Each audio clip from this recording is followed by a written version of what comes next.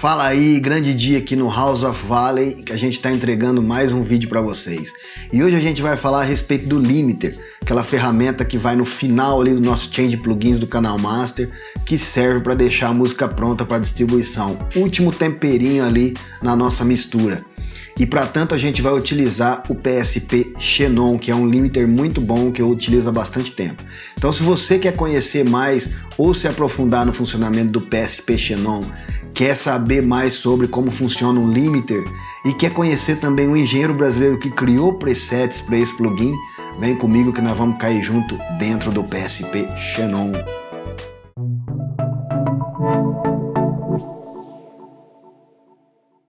E aí, como vai? Você está no canal House of Valley, onde a gente fala tudo a respeito de produção musical, dicas de plugins, técnicas de mixagem, masterização, criação e tudo mais. E hoje o assunto é review de um plugin, o PSP Xenon.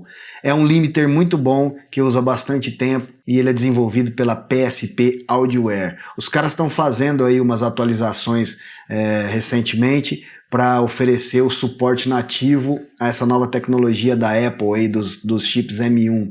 Eles estão aproveitando a oportunidade para fazer também umas melhorias na interface do usuário e algumas outras coisas aí para entregar junto com essas atualizações, né? E algum tempo atrás, quem recebeu essas melhorias foi o PSP Xenon, que é um limiter realmente top de linha.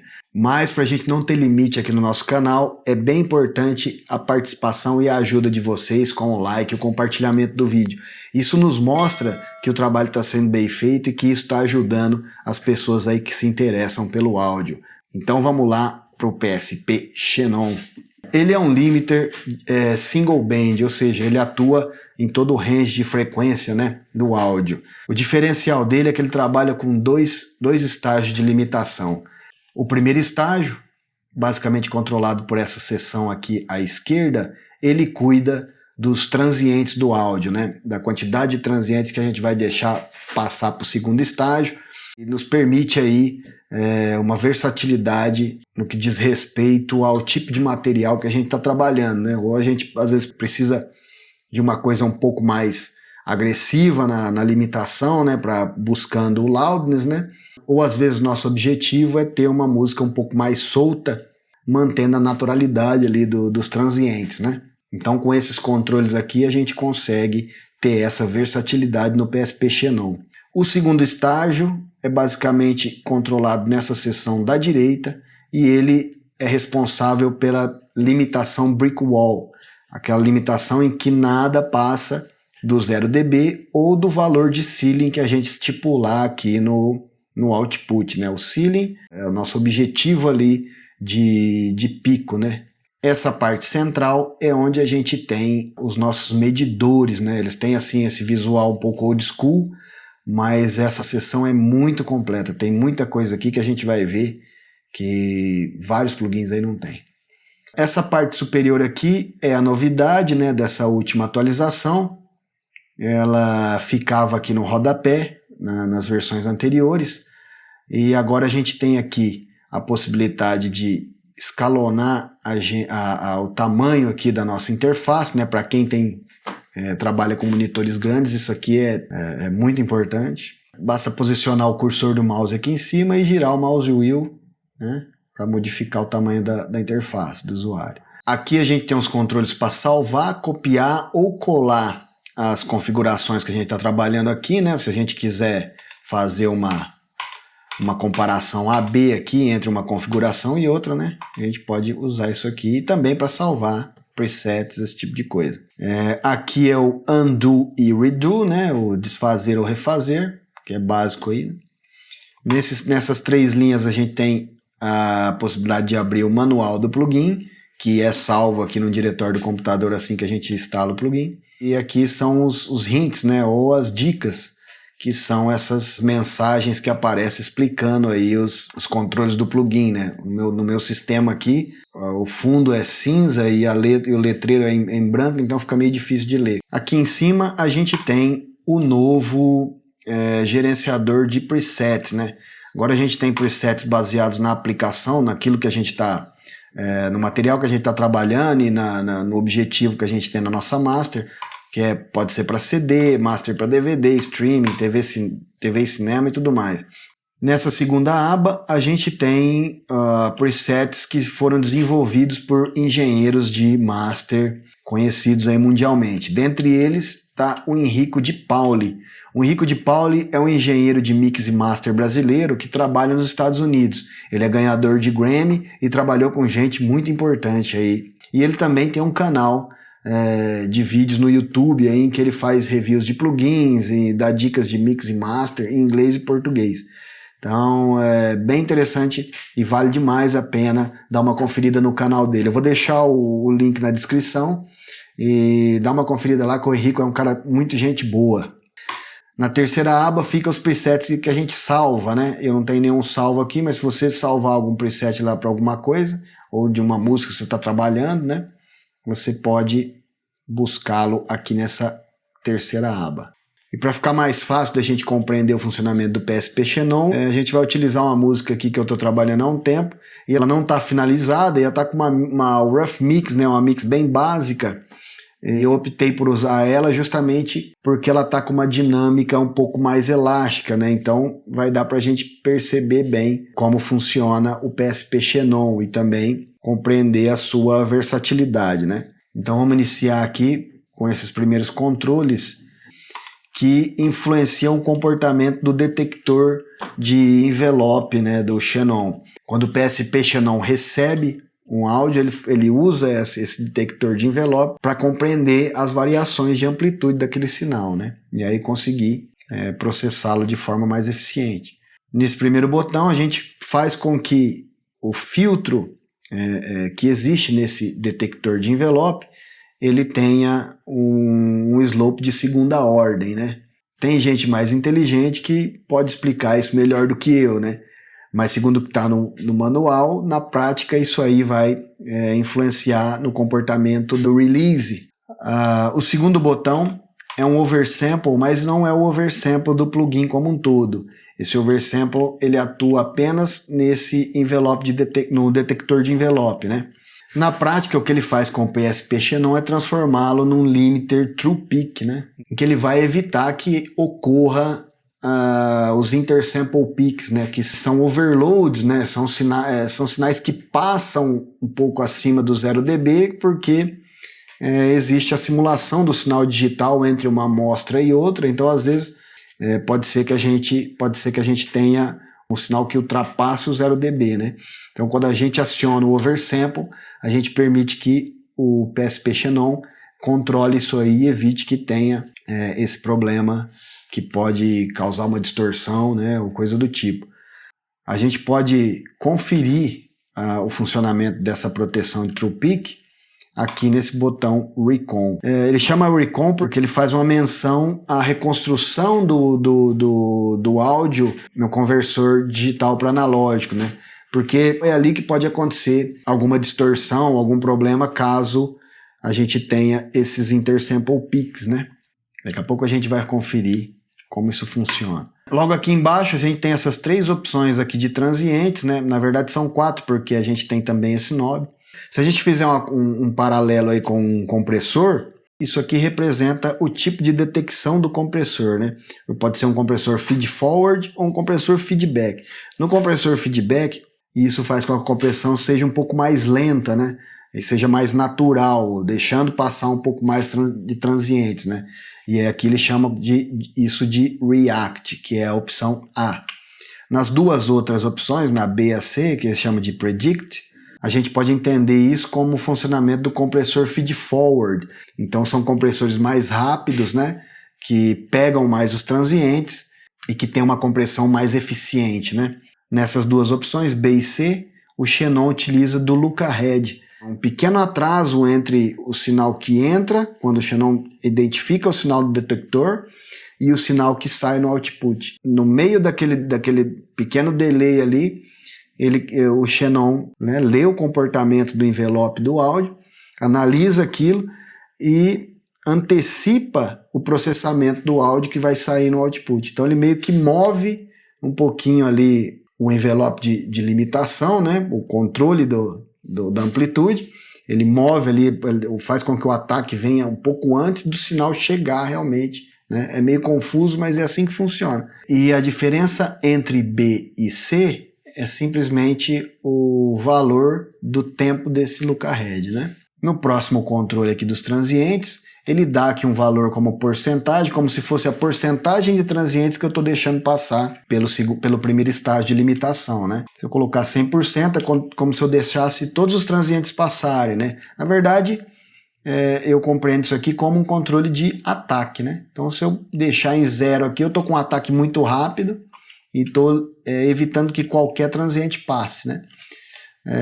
Evidentemente, em conjunto com essas opções aqui em cima, né? O próximo controle é o de release, né? Que é o tempo que o limiter demora para voltar ao seu estado natural a partir do momento em que o sinal de áudio volte a ficar abaixo do valor de threshold, né? Aqui embaixo é o knob de input, né? Em que a gente vai dar o ganho de entrada no PSP Xenon, né? Então vamos ouvir um pouco agora o funcionamento dessa seção desse primeiro estágio de limitação, né?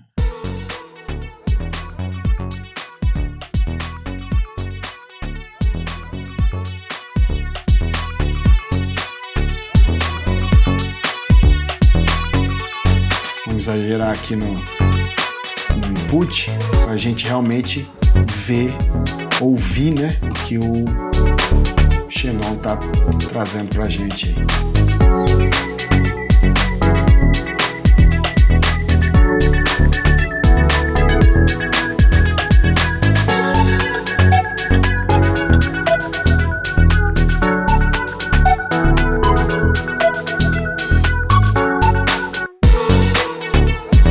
Quando eu deixo passar bastante transiente, a gente percebe que ele distorce, né, no segundo estágio, porque a gente está exagerando um pouco aqui, né?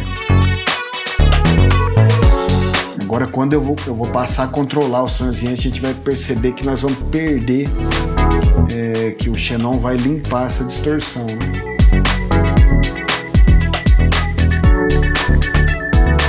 Que a gente perdeu um pouco de punch, mas nós não temos mais distorção, mesmo com esse valor absurdo aqui de redução de ganho, né? Isso mesmo a gente utilizando aquela opção em que ele se comporta um pouco mais lentamente, né? Mesmo assim a gente consegue controlar bastante o transiente.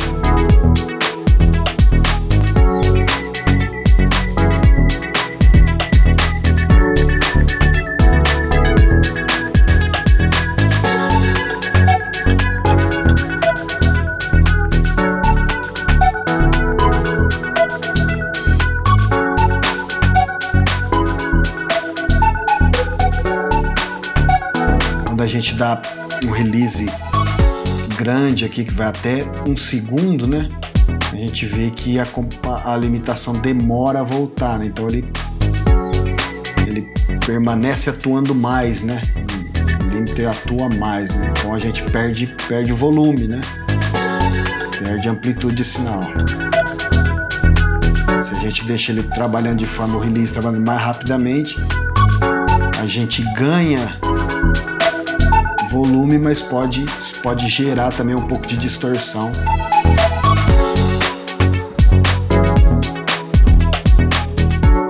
A gente percebe essa distorção na região dos graves, né?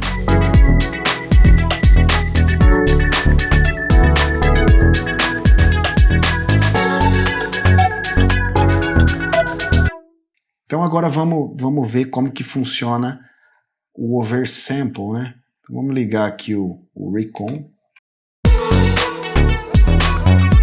A gente vê que a gente está estritamente em cima do 0 dB, né? Se a gente desligar o oversample, a gente passa a ter aquele overload, né? Sinal acima do 0 dB lá. O 0 dB é o nosso ceiling aqui. A gente vê que nós estamos aqui com quase 1 dB de overload, né?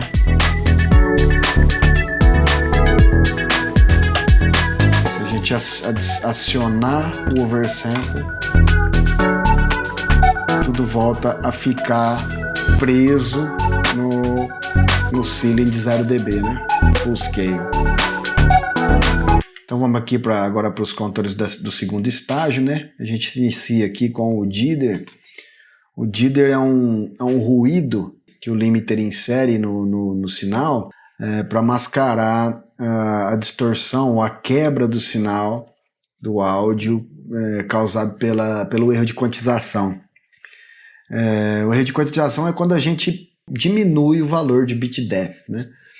Então, por exemplo, está trabalhando aqui em 24 bit, se a gente diminuir isso para 16 no momento do bounce, né? E a gente tem ali, em algum momento da nossa música, um sinal com volume muito baixo, às vezes um fade out, ou às vezes uma região da música que tenha quase silêncio, e essa redução do bit depth pode causar uma distorção ali bem específica, uma quebra do áudio, né?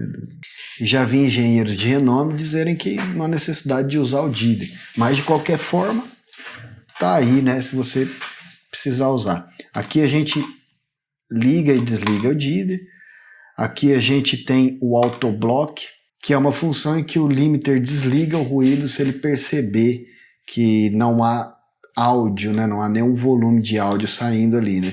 Por exemplo, se você está masterizando um EP, né, e entre uma faixa e outra tem ali uma região de silêncio, né? Então, naquele momento, o limiter desliga o noise, né, para evitar que isso saia de alguma forma no produto final, né? Aqui é o valor de bit que a gente vai utilizar. A gente coloca aqui o valor do material final, né? Se a gente vai extrair uma música em 16 bits, a gente coloca aqui o valor de 16 bits, né? E aqui é o Noise Shape. Noise Shape nada mais é do que uma curva de equalização aplicada nesse sinal de noise para melhorar a eficácia dele, né? Fazer com que ele tenha a função e seja mais difícil de aparecer no produto final. Se a gente diminuir aqui o valor de bit depth, aqui no próprio plugin, para 8, a gente consegue ouvir esse noise que é inserido, né, pelo Jitter.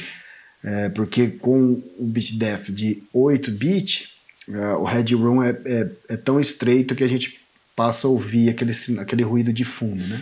E aí a gente pode conferir também o que é o noise shape, né? Eu vou mexer aqui e a gente vê que o noise é modificado, né?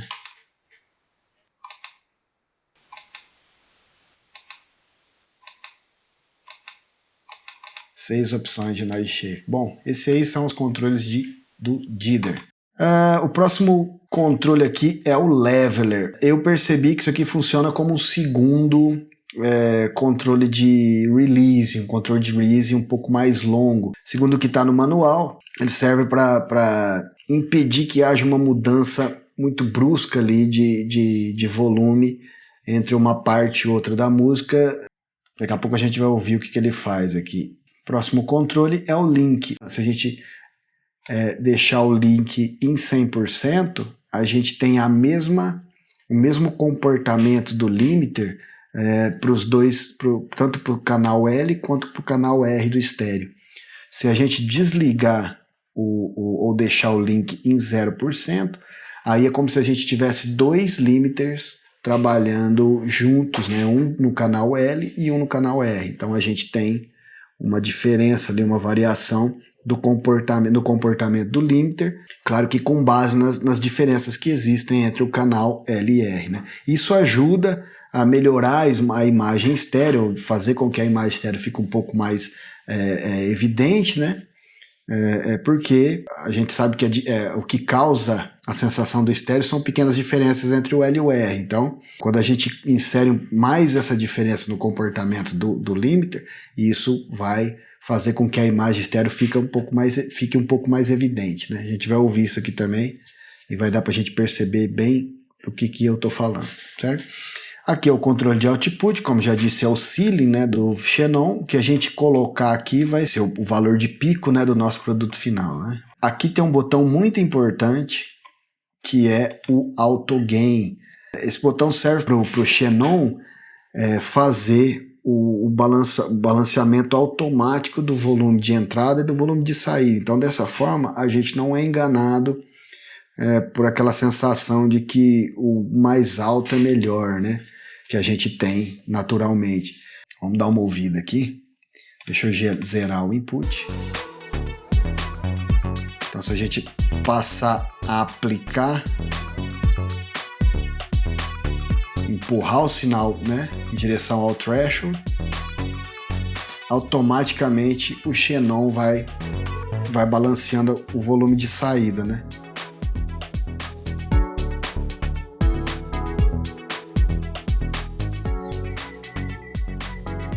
Então a gente consegue perceber, né, o que está sendo modificado no nosso áudio, né?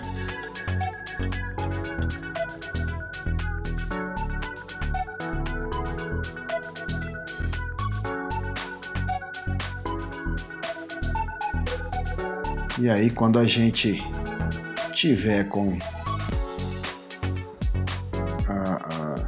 as nossas opções prontas de limitação, a gente vem e libera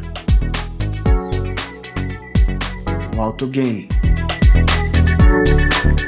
É muito importante não esquecer de liberar o auto gain na hora do bounce, né? Porque senão o nosso sinal vai sair com aquele volume, né? Controlado ali pelo xenon, né? Vamos ouvir agora aqui um pouco do comportamento do leveler e do link. Deixa eu escolher uma parte aqui em que a gente tenha acho que essa aqui é melhor.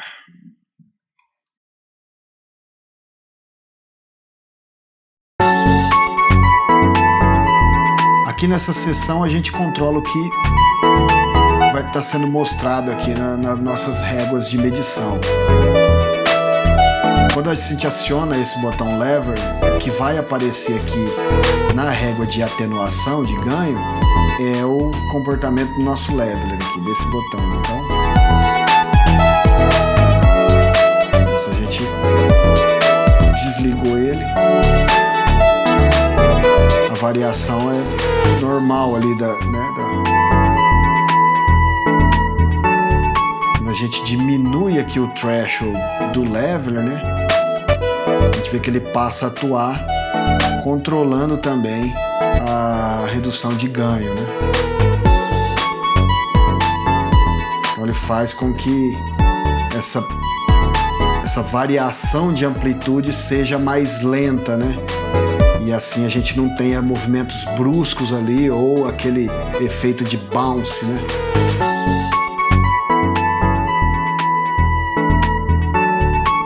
Ou aquele efeito de dow, né? Em que o sinal parece que afunda quando o kick bate, né?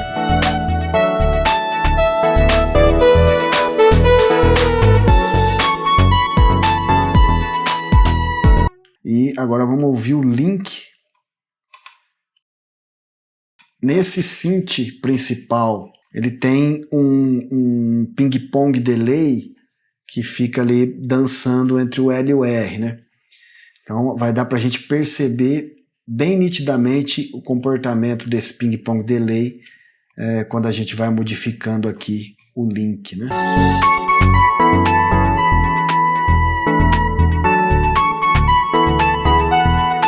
Aqui a gente está com o link ligado, né? Então o comportamento ali do PSP Xenon é o mesmo pro L e pro R, né? Presta atenção nas laterais, nesse delay que ocorre.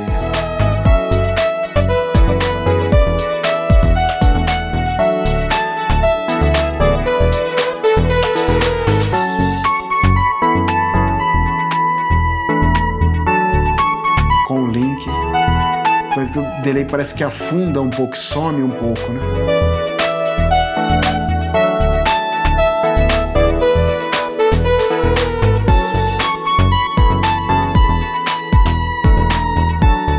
Quando eu desligo o link, parece que o delay fica mais vivo, né?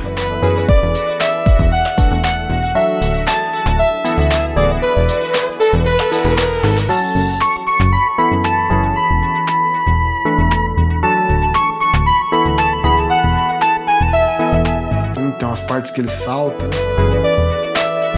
Então esse é o funcionamento do link, é muito importante aí para essa melhora ali na imagem estéreo, né?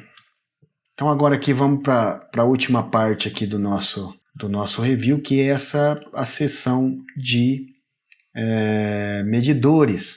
Bom, então essa aqui é a régua que mostra o valor de input do sinal, aqui é a régua que mostra o valor do output, e aqui a gente já viu que é a régua de atenuação, né? Nesse momento aqui a gente está trabalhando com ela em peak, né? Então a gente tem o 0 dB como nosso ceiling, né? Então quando o nosso sinal ultrapassa esse 0 dB, ele passa a receber a redução de ganho aqui do limiter, né? Aqui a gente tem um zoom e a gente percebe que a régua de atenuação, se a gente acionar o zoom, ela é cortada pela metade, né? O limite máximo dela aqui é menos 12 dB ou menos 24 dB, né? O recon a gente já viu. E agora uma coisa muito interessante que a PSP Audioware incluiu no Xenon, que é a possibilidade da gente trabalhar com o referenciamento da escala K, do sistema K, né, que é o sistema desenvolvido pelo Bob Katz, que é um engenheiro de master famosíssimo, né, o pai da master, um cara que é referência aí para todo mundo que trabalha com masterização. Ele criou esse sistema K há bastante tempo para que os engenheiros tivessem uma referência do tipo de mídia no qual o material fosse liberado, né, fosse distribuído. Se a gente acionar esse botão aqui, pum, a gente percebe que a régua do input e a régua do output se modificam, né? Se a gente acionar aqui,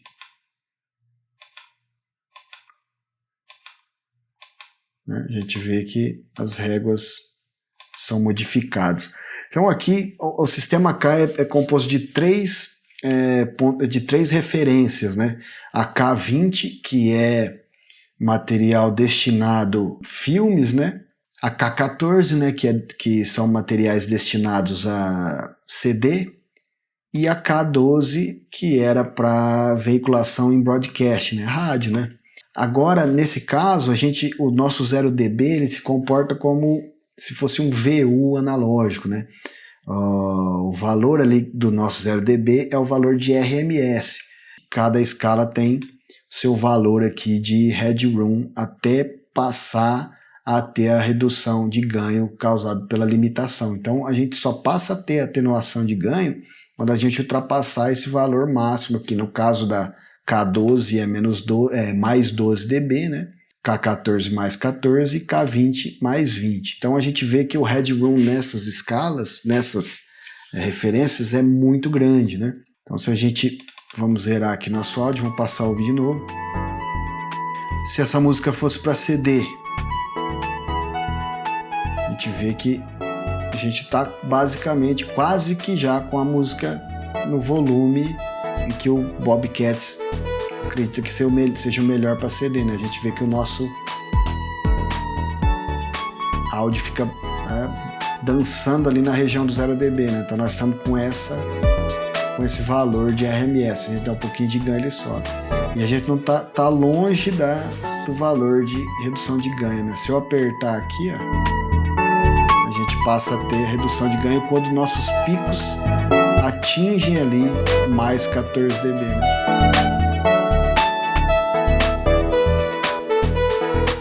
Então são aí, isso pode ser usado hoje para quem trabalha com música exclusivamente de stream, né, ou para áudios para o YouTube, né?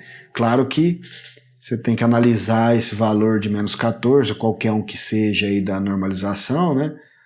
Analisar ele no plano geral, né? Você tem que ouvir todo o material para aí, ou ouvir tudo e aí ter uma referência num plugin que faça essa medição, ou inserir num plugin que faça essa medição offline, né, que analise o áudio e te dê o valor ali.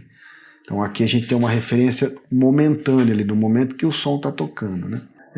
Como esse sistema K não é só a questão da referência ali na régua, mas também existe lá toda uma situação de calibragem de monitores, né, e tudo mais, eles inseriram aqui um noise em que a gente pode você pode ligar os seus monitores e aí regular o volume dos seus monitores para que você fique com uma posição mais confortável, trabalhar com o áudio ali dançando na região do... Aqui ele está cravado, né, na região do 0 dB ali da escala do Bobcast, né? Então até isso a PSP inseriu aqui no Xenon. Então tá aí, esse aí é o PSP Xenon, uma ferramenta sensacional, um plugin muito bom da PSP Audioware. Se você acompanhou o vídeo até agora, não deixe de dar uma corrida no nosso canal e conferir os outros vídeos que tem lá, beleza? Agradeço demais aí a todos, um grande abraço, valeu, falou!